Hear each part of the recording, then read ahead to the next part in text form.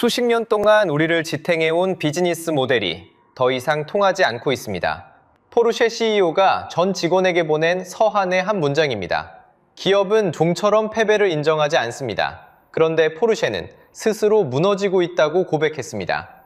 영업이익률 14%가 0.2%로 편의점 마진보다 얇아졌고 주가는 3분의 1 토막이 났습니다. 도대체 세계 최고의 기술 기업이 무엇을 놓쳐서 이 지경이 됐을까요? 자, 여기서 핵심입니다. 포르쉐는 누가 죽인 게 아닙니다. 자기 손으로 키운 적에게 당했습니다. 그 적의 정체를 함께 파헤쳐 보겠습니다. 여러분, 포르쉐가 진짜 망하느냐고요? 숫자로 보면요, 상황은 우리가 생각하는 것보다 훨씬 심각합니다.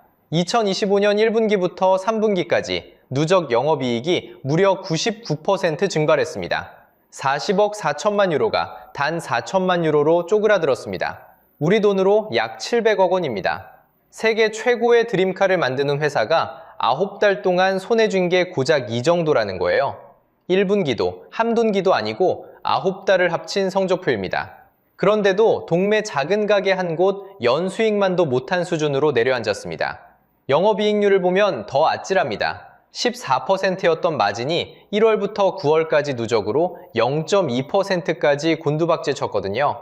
0.2%가 어느 정도냐고요? 쉽게 말하면요, 1억 5천만 원짜리 차 한 대를 팔아서 회사에 남는 돈이 고작 30만 원이라는 뜻입니다. 여러분이 동네에서 들르는 편의점, 거기 마진이 보통 2%에서 3% 정도입니다. 포르쉐가 지금 그 편의점보다도 한참 얇게 남기고 있는 거예요. 차 한 대 값에서 부품값 빼고 인건비 빼고 세금 다 빼고 나면 손해주는 게 동전 몇 리치라는 얘기죠. 프리미엄 브랜드라는 말이 무색해지는 숫자입니다. 여러분이 매달 차를 사는 사람이 아니어도 이게 왜 중요할까요? 세계 1등 명품차 회사가 이렇게 휘청이면 그 충격은 결국 우리 시장으로도 우리 지갑으로도 번지거든요. 그런데 진짜 문제는 그 다음입니다. 2025년 3분기 포르쉐는 상장 이후 처음으로 영업 적자를 냈습니다. 적자 규모가 9억 6,700만 유로, 우리 돈으로 약 1조 4천억 원입니다. 역대 최대 분기 손실이었습니다. 영업 적자가 뭔지 쉽게 말하면요, 차를 팔면 팔수록 오히려 손해가 쌓이는 상태입니다. 만들수록 미치는 장사가 됐다는 거죠. 들이는 돈이 버는 돈을 넘어선 겁니다. 한 대 더 팔 때마다 곳간이 채워지는 게 아니라 도리어 비어가는 셈이에요. 명품 회사에선 좀처럼 보기 힘든 장면입니다. 여기서 끝이 아닙니다. 2025년 9월 포르쉐는 독일의 대표 주가 지수인 닥스에서 쫓겨났습니다. 닥스는 독일을 대표하는 우량기업 30곳만 들어가는 클럽입니다. 거기서 빠진다는 건 국가대표팀에서 탈락당하는 것과 똑같습니다. 한 나라의 간판 선수만 모아둔 명단에서 이름이 지워진 거예요. 독일 경제를 떠받치는 얼굴 자격을 잃은 셈입니다. 더 뼈아픈 건 시점입니다. 상장한 지 3년도 채 안 돼서 대표 선수 명단에서 강등당한 거거든요. 그리고 2026년 3월 회사가 공식 발표한 2025년 연간 최종 성적표가 이 흐름을 그대로 확인시켰습니다. 한 해 영업이익이 56억 유로에서 4억 유로로 1년 만에 거의 14분의 1로 쪼그라들었거든요. 연간 이익률도 14.1%에서 1.1%로 주저앉았습니다. 자, 정리해 보겠습니다. 이익은 99% 증발했고 첫 적자가 터졌고 국가대표에서도 밀려났습니다. 세 가지 신호가 한 해에 동시에 켜졌습니다. 이쯤 되면 회사가 직접 백기를 들만 하죠. 그래서 포르쉐는 졌다고 고백한 겁니다. 그런데 진짜 충격은 이 숫자가 아닙니다. 도대체 누가, 무엇이 이 회사를 이렇게 만들었는가입니다. 모든 몰락에는 가장 잘 나가던 황금기에 조용히 심어둔 씨앗이 있습니다. 포르쉐의 씨앗은 바로 그 정점에서 자라기 시작했습니다. 자, 여기서 한 가지 의문이 생기실 겁니다. 원래 이렇게 잘 나가던 회사가 도대체 왜 무너졌을까요? 그 전에 짚어야 할 게 있습니다. 포르쉐는 어디서, 어떻게 그렇게 많은 돈을 벌었을까요? 불과 몇 해 전만 해도 포르쉐는 자동차 업계의 황금알이었습니다. 비싸게 팔리는데 만드는 비용은 줄어드는 회사. 그 비결은 생각보다 단순했습니다. 첫째, 포르쉐는 폭스바겐 그룹의 일원입니다.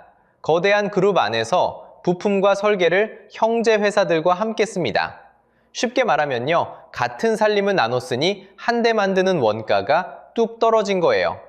이걸 경제학에서는 규모의 경제라고 부릅니다. 많이 만들수록 한 대당 원가가 싸지는 구조를 말하는 거죠. 동네 시장에서 한 봉지보다 10봉지를 살 때 더 싸게 쳐주는 것과 같은 이치입니다. 설계비도 공장 라인도 한 번 깔아두면 그 위에서 차를 많이 찍어낼수록 한 대가 부담하는 몫은 가벼워지거든요. 비싸게 팔면서 싸게 만드니 남는 게 많을 수밖에 없었습니다. 둘째, 스포츠카만 팔던 회사가 SUV를 꺼내들었습니다. 카이엔과 마칸이라는 큰 차였습니다. 이게 신의 한 수였습니다. 사실 포르쉐는 한때 위기였습니다. 스포츠카만 파는 회사의 손님은 한정돼 있었거든요. 살림이 빠듯했습니다. 그때 등장한 구원투수가 바로 카이엔이었습니다. 회사를 통째로 살려낸 차였죠. 생각해보세요. 911 같은 스포츠카는 아무나 사기 어렵습니다. 두 자리뿐이고 짐도 잘 안 들어가니까요. 그런데 가족이 함께 타는 SUV라면 이야기가 달라지거든요. 우리로 치면 동네에서 흔히 보이는 산타페 자리에 포르쉐 엠블럼이 박힌 셈이었습니다. 동경의 대상이던 브랜드가 갑자기 손에 닿는 곳까지 내려온 거예요. 사고 싶어도 못 사던 차가 마음만 먹으면 살 수 있는 차로 바뀌었습니다. 시장이 단번에 몇 배로 넓어진 거죠. 결과는 폭발적인 판매였습니다. 그리고 그 폭발의 한가운데 한 나라가 있었습니다. 바로 중국입니다. 한때 중국은 포르쉐의 가장 큰 단일 시장이었습니다. 경제가 빠르게 크면서 갑자기 부자가 된 사람들이 쏟아졌거든요. 인구가 많으니 그 신흥 부유층의 숫자만 해도 어마어마했습니다. 럭셔리 차를 향한 수요가 끝없이 밀려왔죠. 이들에게 포르쉐는 졸부의 차가 아니라 선공의 증표였습니다. 내가 여기까지 올라왔다는 걸 보여주는 표식이었던 거죠. 부유해진 중국인들이 줄을 서서 포르쉐를 사들였습니다. 그 결과 만들어진 숫자가 영업이익률 18%입니다. 차 한 대를 100만 원에 팔면 18만 원이 고스란히 회사에 남는다는 뜻입니다. 웬만한 명품 기업도 부러워할 마진이었습니다. 누가 봐도 황금알을 낳는 거위였습니다. 매년 알을 낳고 그 알은 점점 더 커졌습니다. 그래서 포르쉐는 믿었습니다. 이 거위는 영원할 거라고. 더 많이 팔고 더 큰 차를 만들면 알은 계속 쏟아질 거라고 말이죠. 그런데 이 거위에게는 아무도 몰랐던 조건이 하나 붙어 있었습니다. 중국에서 차를 팔려면 반드시 치러야 하는 대가가 있었거든요. 여기서 여러분은 이런 의문이 드실 겁니다. 중국에서 그렇게 잘 팔았다면서요? 그게 도대체 왜 문제가 되는 걸까요? 자, 여기서 핵심입니다. 포르쉐가 중국에서 번 그 돈에는 처음부터 독약이 발라져 있었습니다. 상식적으로 생각해보세요. 세계에서 가장 큰 자동차 시장이 바로 중국입니다. 누구나 들어가고 싶어 하죠. 그런데 중국은 문을 그냥 열어주지 않았습니다. 한 가지 조건을 걸었거든요. 중국에서 차를 만들어 팔려면 반드시 중국 현지 기업과 손을 잡아야 했습니다. 이걸 합작이라고 부릅니다. 외국 기업 혼자서는 공장도 못 짓게 했어요. 무조건 중국 회사를 절반쯤 끼워 넣어야 했습니다. 말은 동업이지만 속을 들여다보면 다릅니다. 같이 공장을 돌리고 같이 부품을 만들고 같이 차를 설계합니다. 그 과정에서 무슨 일이 벌어졌을까요? 독일이 수십 년간 쌓은 기술이 옆에선 중국 파트너에게 그대로 흘러들어갔습니다. 이걸 경제학에서는 기술 이전이라고 부릅니다. 쉽게 말하면요, 물고기를 주는 게 아니라 물고기 잡는 법을 통째로 가르쳐 준 겁니다. 한 번 넘어간 노하우는 다시 회수할 방법이 없습니다. 여러분, 황금알을 낳는 거위를 떠올려 보세요. 포르쉐는 그 거위에게서 황금알을 받았습니다. 그런데 그 대가로 거위 키우는 법을 옆 사람한테 친절하게 가르쳐 준 셈입니다. 달콤한 돈에 취해서요. 한 시청자분이 이런 말씀을 남기셨습니다. 중국의 달콤함에 빠져서 결국 당뇨 환자가 된 거라고요. 정확한 비유입니다. 눈앞에 매출은 달았지만 그 단맛이 몸을 망가뜨리고 있었던 거죠. 그렇게 넘어간 기술로 중국은 무엇을 했을까요? 자기 나라 전기차 산업을 폭발적으로 키웠습니다. 그 속도가 얼마나 무서운지 숫자로 보면요. 지금 중국에서 새로 팔리는 차 가운데 절반 이상이 전기차입니다. 어떤 달에는 그 비율이 55%를 넘어섰습니다. 판 자체가 통째로 뒤집힌 겁니다. 기름으로 달리던 시장이 단 몇 년 만에 전기로 달리는 시장이 됐어요. 그리고 그 새로운 판의 주인공은 독일 브랜드가 아니라 중국 브랜드였습니다. 결과는 곧바로 포르쉐의 성적표에 찍혔습니다. 2025년 한 해 중국 판매량이 26%나 무너졌습니다. 대수로는 41,938대. 가장 든든했던 텃밭이 가장 빠르게 식어버린 겁니다. 자, 여기서 다시 정리해 보겠습니다. 포르쉐는 중국의 시장을 내준 게 아닙니다. 시장보다 더 비싼 것, 바로 기술을 내줬습니다. 황금알 몇 개와 황금알 낳는 거위를 통째로 맞바꾼 셈이죠.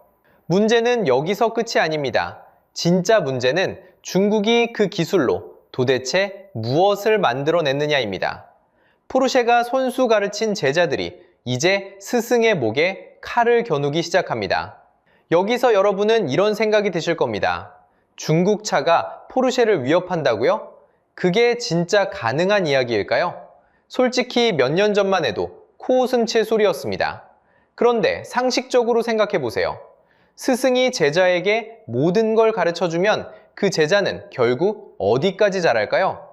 포르쉐가 무시하고 방심한 사이 그 제자들은 이미 거인이 되어 있었습니다. 가장 먼저 등판한 선수는 샤오미입니다. 그렇습니다. 우리가 알던 그 휴대폰 회사 맞습니다. 차라고는 한 번도 안 만들어 본 회사가 전기차 시장에 뛰어들었거든요. 결과가 어땠을까요? 샤오미의 첫 전기차 SU7은 출시 첫 해에만 13만 5천 대가 팔렸습니다. 자동차 회사가 첫 모델로 이 정도를 파는 건 거의 기적에 가까운 숫자예요. 더 놀라운 장면도 있었습니다. 중국 시장의 어느 주에는 이 신생 업체가 전기차의 교과서로 불리던 테슬라 모델 3마저 판매에서 앞질렀습니다. 신입사원이 입사 첫날 부장을 제친 셈입니다. 그 옆엔 더 거대한 공룡이 버티고 있습니다. 바로 비아디, BYD입니다. 이 회사가 2024년에 판 신에너지차는 무려 427만 대였습니다. 한 해 41%가 넘게 폭증한 사상 최대 기록이었죠. 427만 대가 감이 안 오실 겁니다. 쉽게 말하면요, 우리나라 전체 자동차 시장이 한 해 약 160만 대 규모인데 이 회사 하나가 그 2배가 넘는 차를 찍어낸 겁니다. 적은 완성차에만 있는 게 아니었습니다. 전기차의 심장인 배터리, 그 분야에서도 중국 CATL은 세계 1위 자리를 지키고 있습니다. 2024년 한 해 공급량만 339기가와트시, 전 세계 배터리 시장의 약 38%를 혼자 차지했죠. 자, 여기서 핵심입니다.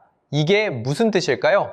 유럽의 자존심이라던 프리미엄 브랜드들이 이제는 차의 심장을 만드는 일까지 중국 손에 의존하게 됐다는 이야기입니다. 다만 한 가지는 분명히 짚고 가겠습니다.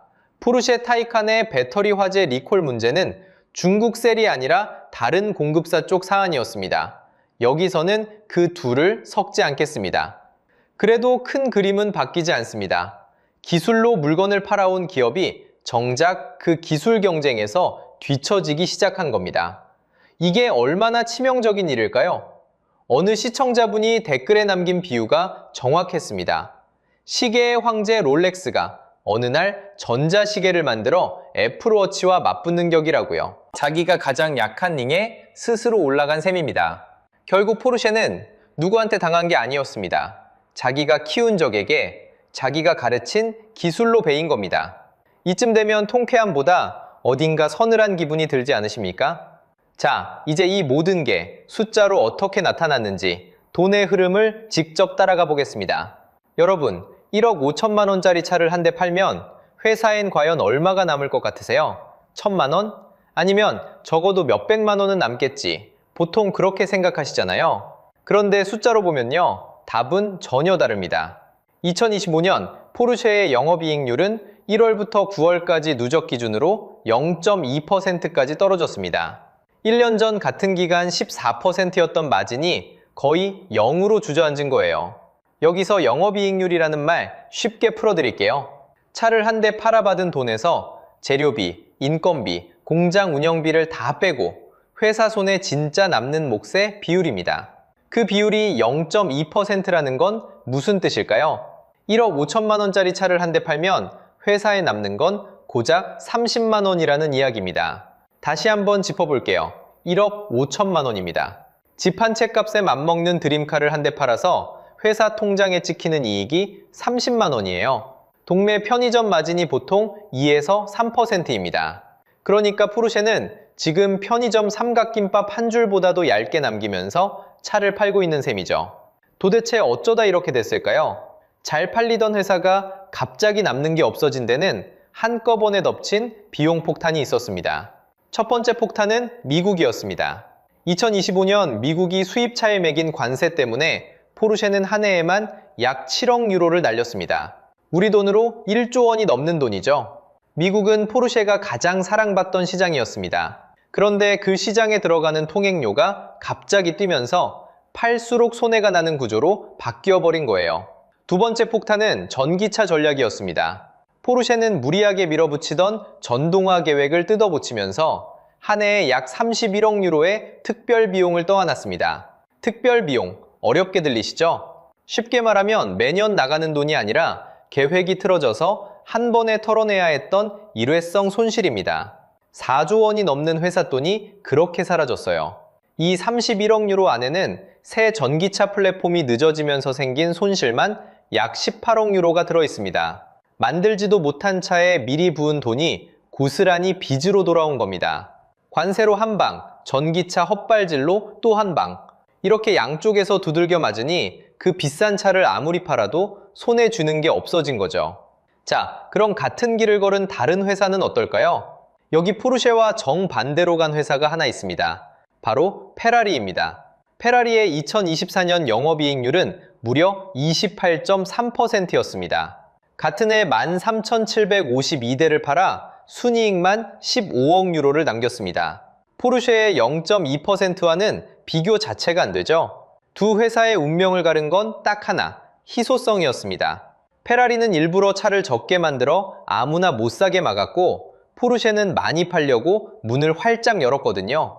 한쪽은 희소성을 끝까지 지켰고 다른 한쪽은 그 희소성을 스스로 다 써버린 겁니다. 많이 팔수록 귀함이 사라졌고 귀함이 사라지니 가격도 이익도 무너졌어요. 그래서 결국 어떻게 됐을까요? 세상에서 가장 비싼 드림카가 한 대 팔아 가장 적게 남기는 차가 되어버렸습니다. 다시 한번 새겨두세요. 1억 5천만 원을 팔아서 남는 건 고작 30만 원. 이게 지금 포르쉐가 마주한 숫자의 민낯입니다. 그런데 포르쉐가 잃은 건 돈만이 아니었습니다. 돈보다 훨씬 더 치명적으로 잃어버린 게 있었거든요. 바로 심장입니다. 자, 여기까지 오면 한 가지 질문이 남습니다. 결국 진짜 원인이 뭘까요? 기술일까요? 돈일까요? 아니면 전혀 다른 무엇일까요? 상식적으로 생각하면 세계 최고의 기술 기업이 망하는 이유는 기술일 것 같습니다. 그런데 포르쉐가 잃은 건 그보다 더 깊은 곳에 있었습니다. 여러분, 포르쉐를 떠올려 보세요. 가장 먼저 뭐가 생각나시나요? 아마 그 묵직한 엔진 소리, 등을 밀어붙이는 가속감일 겁니다. 사람들이 1억 5천만 원을 기꺼이 낸 이유는 성능표가 아니었습니다. 그 차에 올라타는 순간에 느낌을 산 거였습니다. 그런데 포르쉐는 전기차로 너무 급하게 달려갔습니다. 그 과정에서 자기 심장이던 소리와 주행감이 조금씩 옅어졌습니다. 전기차에는 그 엔진 소리가 없습니다. 가속은 빠르지만 포르쉐를 포르쉐답게 만들던 그 떨림이 사라진 거예요. 이걸 경제학에서는 브랜드 자산이라고 부릅니다. 로고만 봐도 지갑을 열게 만드는 눈에 보이지 않는 힘을 말합니다. 쉽게 말하면요, 포르쉐라는 이름값 그 자체입니다. 그런데 그 이름값을 떠받치던 심장을 스스로 흐릿하게 만든 셈입니다. 숫자로 보면요, 포르쉐의 첫 전기차 타이칸은 2024년 전 세계에서 2836대가 팔렸습니다. 한 해 만에 절반, 정확히는 49%가 증발했습니다. 잘 팔리던 전기차의 판매가 1년 만에 반토막이 난 겁니다. 시장이 등을 돌리고 있다는 첫 신호였습니다. 그런데 더 뼈아픈 일이 있었습니다. 2024년 10월 미국에서 타이칸 2만 7천여 대가 리콜됐습니다. 이유는 고전압 배터리의 화재 위험이었습니다.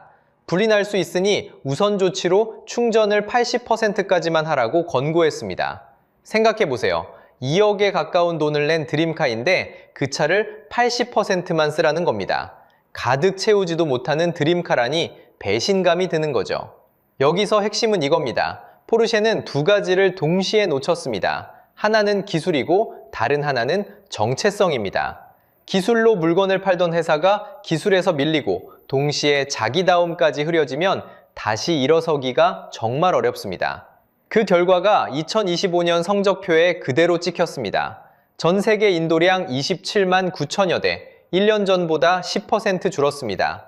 이 수치 그냥 평범한 부진이 아닙니다.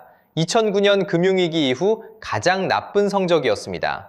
한 세대에 한 번 올까 말까 한 바닥인 거예요. 그래서 CEO는 직원들에게 보낸 서한에서 고백했습니다. 수십 년간 우리를 지탱한 비즈니스 모델이 더는 통하지 않는다고요. 회사가 스스로 우리 방식이 끝났다고 인정한 겁니다.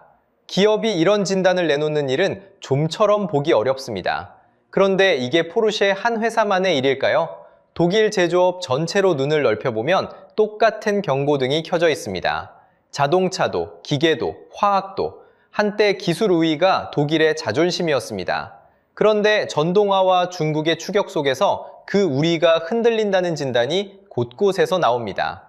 포르쉐의 0.2% 마진은 독립된 사고가 아니라 그 큰 흐름 위에 떠있는 한 점이었던 셈입니다.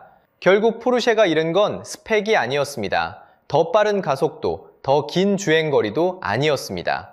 잃은 건 심장이었습니다.